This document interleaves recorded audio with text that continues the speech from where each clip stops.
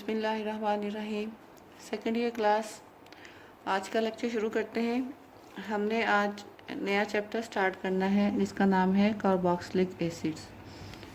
तो carboxylic acids की naming का तरीका हम लोग नोमेनक्लेचर के चैप्टर में डिटेल से डिस्कस कर चुके हैं। तो आज हम स्टार्ट लेंगे जनरल मेथड्स ऑफ प्रेपरेशन से। कार्बोक्सिलिक एसिड की प्रेपरेशंस के लिए जो मेथड्स यूज़ होते हैं वन बाय वन उनको हम देखते हैं। First one is from the oxidation of alcohols and aldehydes. हम पहले भी बात कर चुके हैं एल्डिहाइड्स के हवाले से कि एल्डिहाइड्स जो हैं वो बहुत ही आसानी के साथ किसी भी माइल्ड से ऑक्सीडाइजिंग एजेंट के साथ जो हैं वो ऑक्सीडाइज हो जाते हैं कार्बोक्सिलिक एसिड में। और अगर हम अल्कोहल्स की बात करें तो अल्कोहल्स की ऑक्सीडेशन के लिए कंपैरेटिवली ज़रा स्ट्रॉन्ग किस्म का ऑक्सीडाइजिंग एजेंट चाहिए होता है। तो अल्कोहल्स जो हैं वो भी ऑक्सीडाइज हो जाती हैं, पहले एल्डिहाइड्स देती हैं ऑक्सीडाइज होके, और उसी मीडियम में एल्डिहाइड जैसे ही बनता है फ़ौरन ऑक्सीडाइज होके कार्बोक्सिलिक एसिड में कन्वर्ट हो जाता है। तो यानी कि दो तरह के स्टार्टिंग मटेरियल आप यहाँ पे यूज़ कर सकते हैं, अल्कोहल और एल्डिहाइड।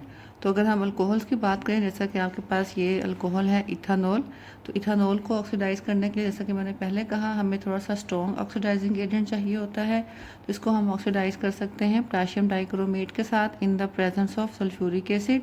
तो फर्स्ट स्टेप में ये ऑक्सीडाइज होकर हमें इथानॉल जो है एसिटाल्डिहाइड देगा, और इन्हीं कंडीशंस में एसिटाल्डिहाइड जैसे ही बनता है ये ऑक्सीडाइज होकर एसिटिक एसिड में यानी कि कोरस्पॉन्डिंग कार्बोक्सिलिक एसिड में कन्वर्ट हो जाता है। और अगर आपका स्टार्टिंग मटेरियल जो है वो एल्डिहाइड है तो एल्डिहाइड जो है वो किसी वीक रिएजेंट जैसा कि टॉलेंस रिएजेंट है इसके साथ ही रिएक्ट करके ऑक्सीडाइज हो जाएगा और आपको कार्बोक्सिलिक एसिड देगा। टॉलेंस रिएजेंट के बारे में भी मैं आपको पहले बता चुकी हूँ। अमोनिकल सिल्वर नाइट्रेट जो है that is called as Tollens reagent. Second method is from alkyl nitriles. Alkyl nitriles का जनरल फार्मूला RCN से हम शो कर सकते हैं। तो ये जो इसमें सयानो ग्रुप है C�BN, ये ग्रुप जो है हाइड्रोलिसिस के ज़रिए से कन्वर्ट हो जाता है कार्बोक्सिलिक एसिड में।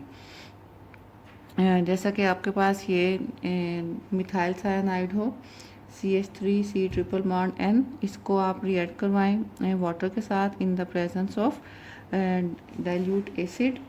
कोई भी मिनरल एसिड आप यूज़ कर सकते हैं, सल्फ्यूरिक एसिड या हाइड्रोक्लोरिक एसिड या इवन बेस की प्रेजेंस में भी ये रिएक्शन हो जाता है। एसिड या बेस दोनों ही यहाँ पे काम कर सकते हैं।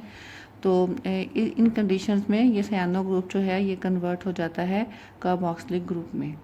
तो एक ख़ास जो नोट करने वाली बात ये है कि इस तरीके से हमारे पास जो कार्बोक्सिलिक एसिड बनता है उसमें 2 कार्बन्स होती हैं, जबकि स्टार्टिंग मटेरियल में हमारे पास अल्काइल पोर्शन में सिर्फ 1 कार्बन थी। ठीक है, अल्काइल पोर्शन में अगर आप देखें तो इसमें 1 कार्बन थी, लेकिन अब जो आपका कार्बोक्सिलिक एसिड है इसमें 2 कार्बन्स हैं।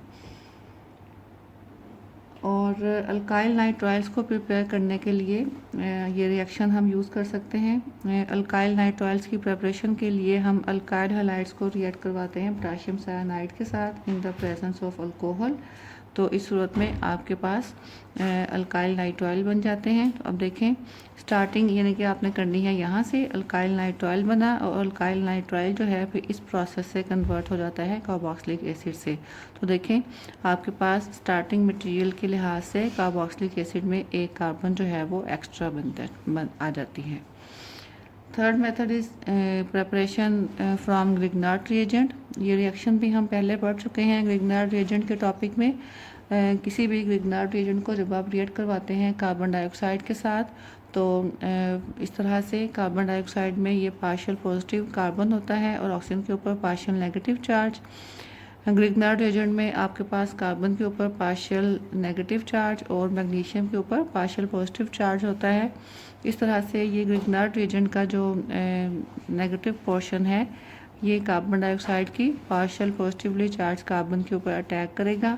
तो इस तरह से आपके पास एक इंटरमीडिएट बनता है, और ये इंटरमीडिएट जो है जब हम इसकी हाइड्रोलिसिस कैरी आउट करते हैं तो ये आपको यहाँ से बॉन्ड ब्रेकअप होके ये कार्बोक्सिलिक एसिड दे देगा। Fourth method is hydrolysis of esters. Asters जो हैं ये कार्बोक्सिलिक एसिड्स के ही डेरिवेटिव्स होते हैं।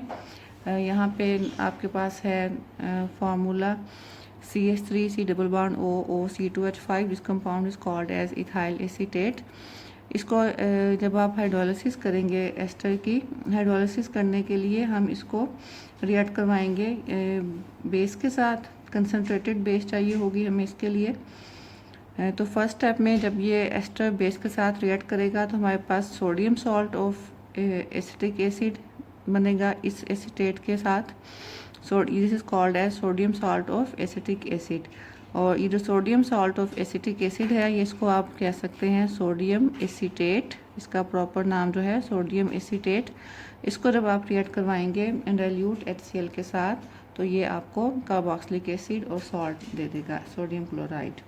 इस तरीके से हाइड्रोलिसिस ऑफ एस्टर जो है उससे हम करस्पॉन्डिंग कार्बोक्सिलिक एसिड हासिल कर सकते हैं। Next method is oxidative cleavage of alkenes.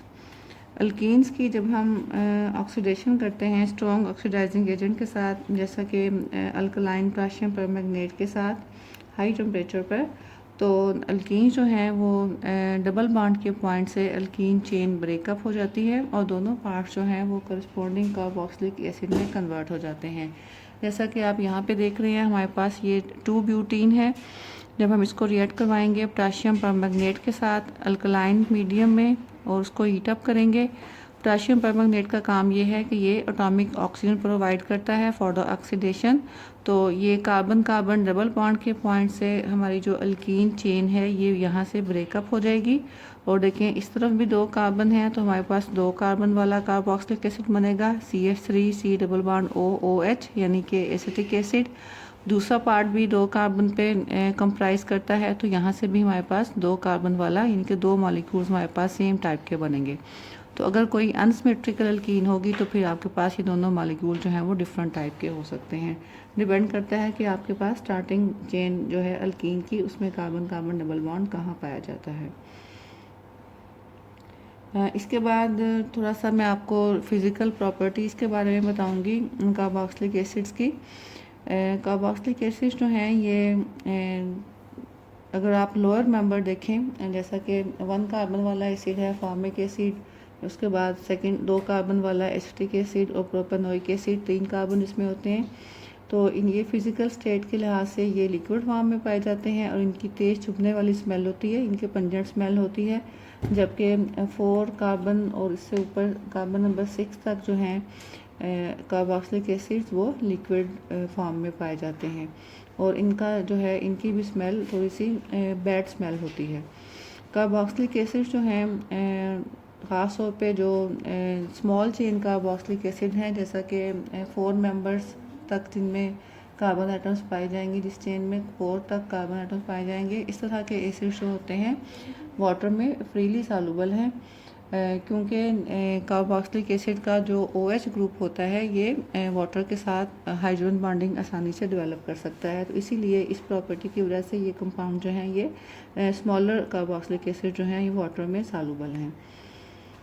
और अगर आप इनके बॉइलिंग पॉइंट्स की बात करें तो इनके बॉइलिंग पॉइंट जो हैं कार्बोक्सिलिक एसिड्स के वो कंपैरेटिवली ज़्यादा होते हैं। इसकी वजह ये है कि कार्बोक्सिलिक एसिड्स के मॉलिक्यूल्स जो हैं वो आपस में भी एक दूसरे के साथ हाइड्रोजन बॉन्डिंग बनाते हैं और इस तरह से 2 मॉलिक्यूल जो हैं वो आपस में हाइड्रोजन बॉन्डिंग डेवलप करके डाइमेरिक फॉर्म में एग्जिस्ट करते हैं।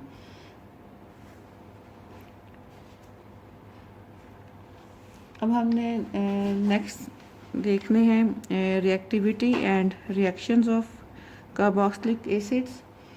तो अगर हम रिएक्टिविटी की बात करते हैं तो जैसा कि आप देख रहे हैं फार्मूला कार्बोक्सिलिक एसिड का RC double bond OH general formula हम इसका शो कर सकते हैं। तो 2 तरह के इसमें ग्रुप्स हमें नज़र आते हैं जो कि इसमें रिएक्टिव साइड्स हम इनको कह सकते हैं। रिएक्टिव पॉइंट्स जो हैं एक तो ये कार्बोनाइल कार्बन और दूसरा जो है वो हाइड्रोक्सिल ग्रुप। कार्बोनाइल कार्बन में कार्बन के ऊपर पार्शियल पॉजिटिव चार्ज होगा और ऑक्सीजन के ऊपर पार्शियल नेगेटिव चार्ज होगा। तो जितने भी रिएक्शंस हैं कार्बोक्सिलिक एसिड्स के ज़ाहिर है कि वो इन मॉलिक्यूल्स की रिएक्टिविटी जो है it is because of the presence of this carbonyl group. तो मोस्ट ऑफ द केसेस में जब डिफरेंट किस्म के कंपाउंड के साथ कोई कार्बोक्सिलिक एसिड रिएक्ट करता है तो आमतौर पे इसका जो कार्बोक्सिलिक ग्रुप है वो इंटैक्ट रहता है। अब इस लिहाज से हम रिएक्शंस की टाइप्स के लिहाज से कार्बोक्सिलिक एसिड के रिएक्शंस को 3 कैटेगरीज में डिवाइड कर सकते हैं। First one are the reactions which involve the hydrogen atom of carboxylic group, जिसमें सिर्फ ये वाला हाइड्रोजन एटम जो है वो इन्वॉल्व होगा।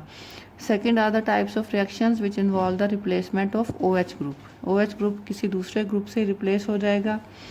Third one is the type of reactions in which whole of the carboxylic group, यानी कि ये पूरे का पूरा COOH ग्रुप जो है ये इन्वॉल्व होगा। तो इन तीनों टाइप के रिएक्शंस को हमने 1 बाय 1 डिस्कस करना है।